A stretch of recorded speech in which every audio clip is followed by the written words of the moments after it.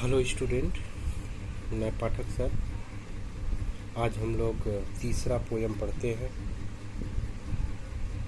कल मैंने फिर से आपको ट्रू ब्यूटी को पढ़ाया। आज हम लोग third poem on his blindness को पढ़ते हैं। This poem on his blindness is a personal expression of the poet John Milton. John Milton is a Surdas of English literature, as it is said, because he lost his eyesight at the age of 48.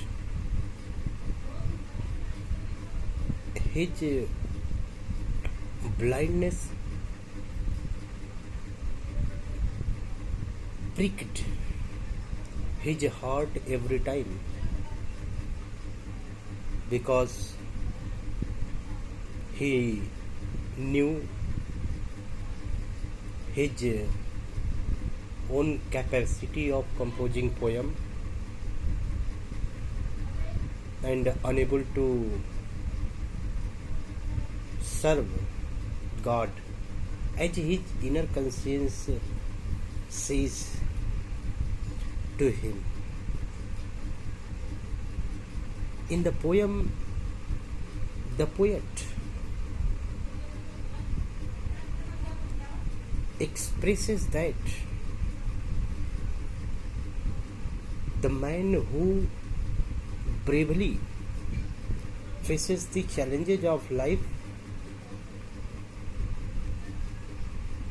and in all conditions treats the same is a true server of God.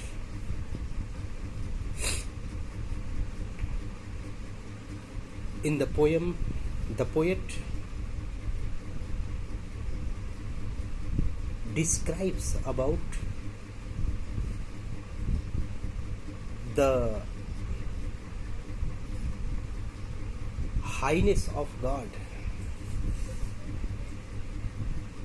As far this poem is concerned, this poem is a sonnet form and Italian sonnet.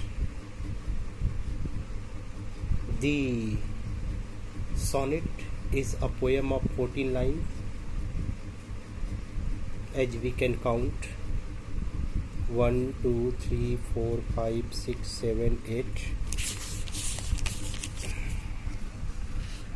9, 10, 11, 12, 13, 14. These are the 40 lines poem is called sonnet. The first sonnet was written by Petrarch, the Italian great poet,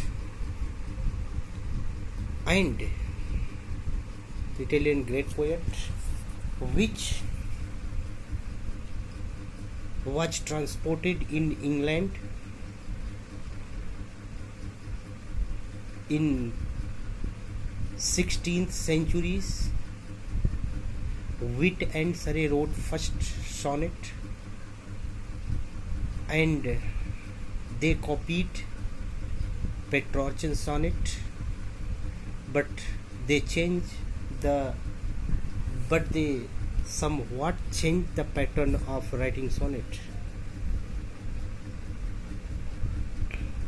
Milton, then Shakespeare wrote sonnet, which is known as Shakespearean sonnet, but later on in 17th centuries,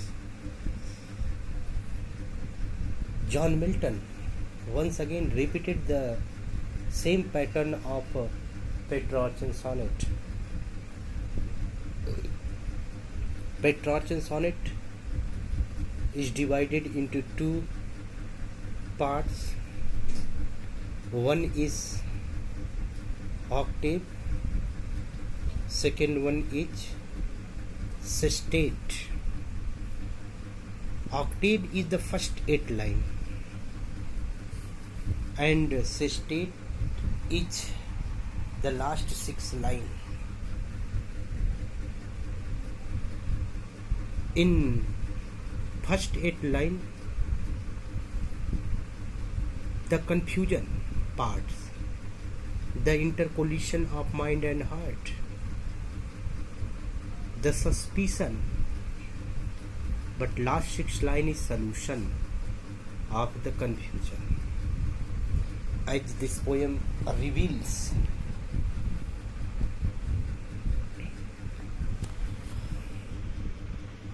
Now I talk to you in Hindi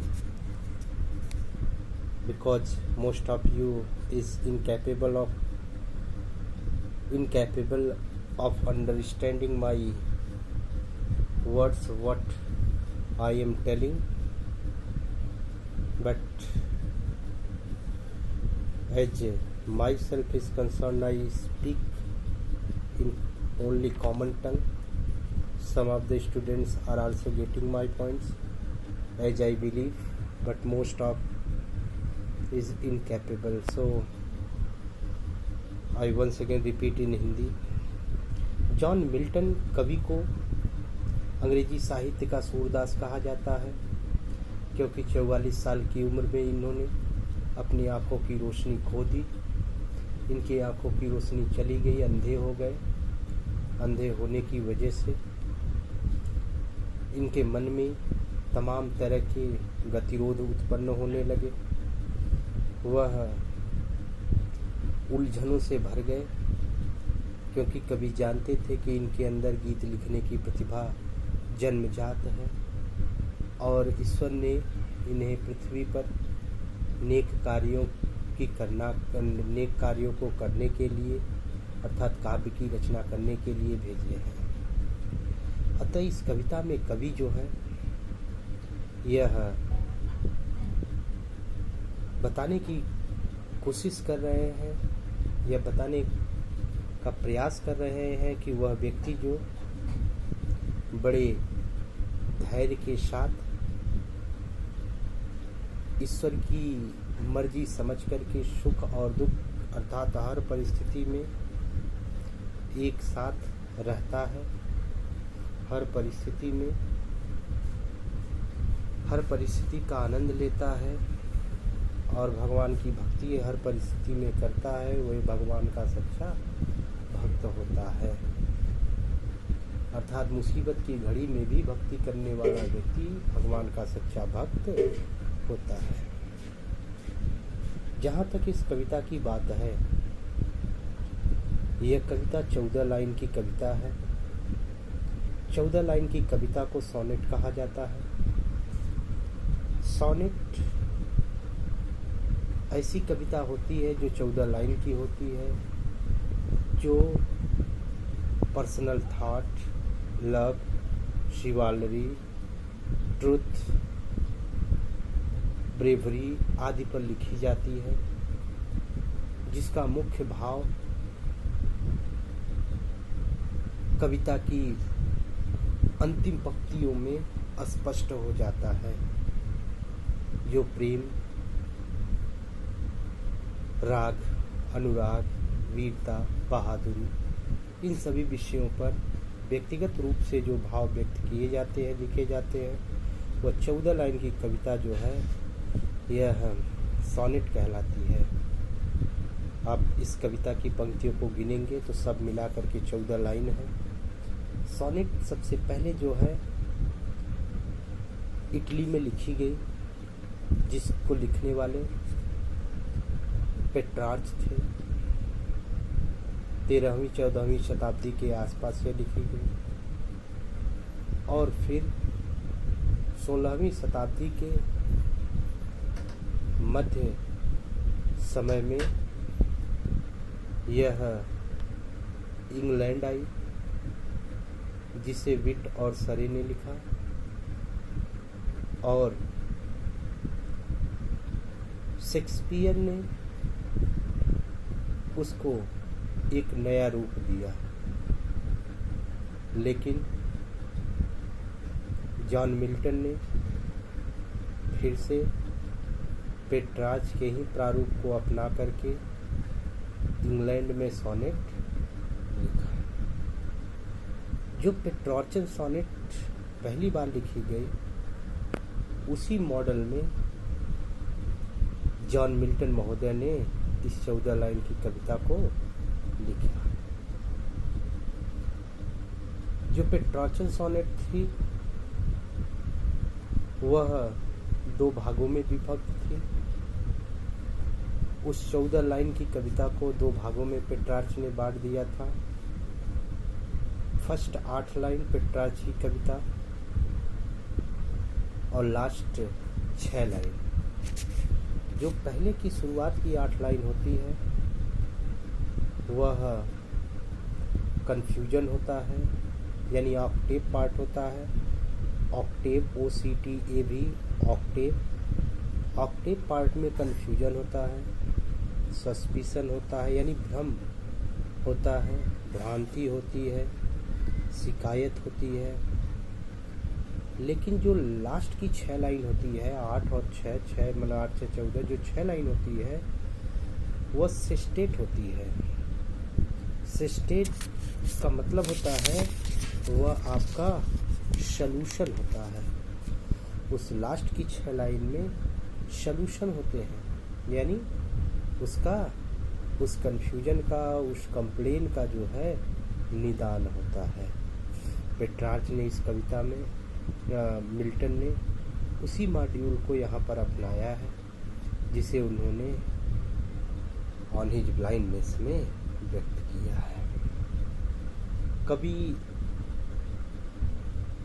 जो sonnet Milton ने लिखा उसकी Petrarchan sonnet के अनुसार थी, लेकिन जो Shakespeare ने लिखा, जो आप 11th में मर्सी कविता पढ़े होंगे, तो वह कविता जो थी आप देखे होंगे तो उसमें लास्ट की 2 लाइन जो है उस पूरी कविता का निचोड़ था।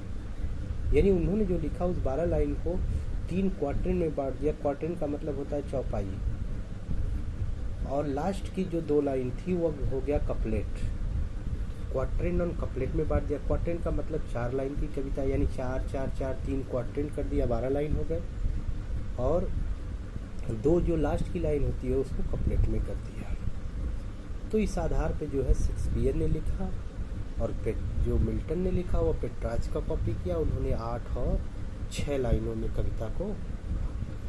आप इस कविता को पढ़ेंगे तो शुरुआत की 8 लाइन में आप देखेंगे तो कवि के मन में जो है भगवान के प्रति जो है थोड़ा सा विद्रोह रहता है, उनको शिकायत रहती है। भगवान के प्रति जो है उनके मन में जो है भ्रम भरा रहता है, ठीक है, और कन्फ्यूजन रहता है। इन सब को ले करके वह बिल्कुल उनके मन में जो है रोष उत्पन्न रहता है। और आप देखेंगे कि लास्ट की 6 लाइन में जो है कवि पूरी तरह से जो है आश्वस्त हो जाते हैं और यह बताने की कोशिश करते हैं कि जो भगवान द्वारा प्रदत्त दुर्भाग्य को हंसी हंसी झेल लेता है। हंसी हंसी झेलते हुए, हंसी खुशी के साथ झेलते हुए उनकी मर्जी समझ करके कार्य को करता है, भगवान की स्तुति करता है, भगवान की मर्जी समझ करके कार्य करता है। वह भगवान का सच्चा भक्त और उपासक होता है। तो यहाँ पर हम लोगों ने पहले कविता के बारे में पढ़ा। कवि को जॉन मिल्टन महोदय को अंग्रेजी साहित्य का सूरदास कहा जाता है और इनकी कविता ऑन हिज ब्लाइंडनेस जो है पर्सनल सोनेट है, यानी व्यक्तिगत उन्होंने अपनी जो है अपने ऊपर इस कविता को लिखा है, ठीक है। अब हम लोग जो है कविता के बारे में जान लेते हैं, अर्थात यह कविता कवि ने किस आधार पे लिखी है और क्यों लिखी है। अभी तक आप लोगों ने बैकग्राउंड देखा कि ऑन हिज ब्लाइंडनेस क्या है, कवि कौन है, कवि के जीवन के बारे में आपने पढ़ा, कवि जो है कवि के बारे में आपने देखा पढ़ा, और उसके बाद जो है अब हम लोग जो है कविता के बारे में देखते हैं। उसके बाद हम लोग कविता शुरू करते हैं।